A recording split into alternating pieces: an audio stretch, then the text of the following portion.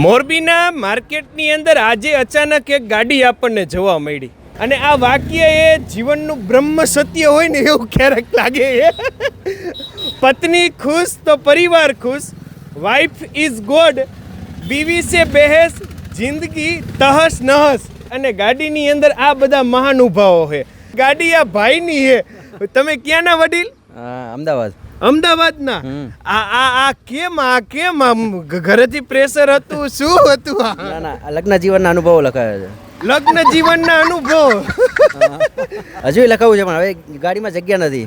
એમ આમ શું લખાવું? દુલ્હન રોવે ગેટ સુધી, દુલ્હો રોવે છેક સુધી. દુલ્હન રોવે ગેટ સુધી, દુલ્હો રોવે છેક સુધી. ઓહ, અલે એવું કઈ અંદરથી આમ દુઃખ છે કે આમ શોખ છે? ના ના, શોખ છે આવું એમ લખાવાનો. બરાબર. એમને ઘરના કહેતા નથી કે હા હરિયામાં જાવ તો કેવું રહેતું નથી? ના ના, પરમિશન લઈ લીધી છે.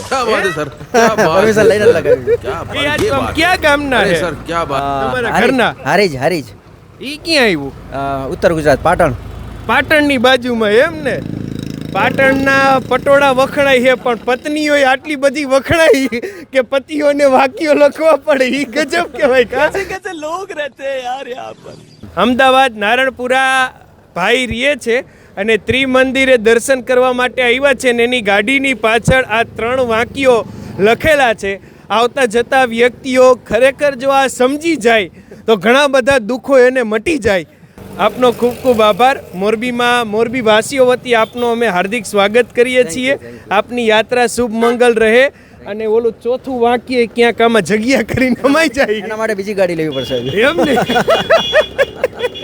બીજી ગાડી લઈને બીજું વાક્ય તમતાર તમારું હમાઈ જાય એવી શુભકામના. Thank you so much. Thank you.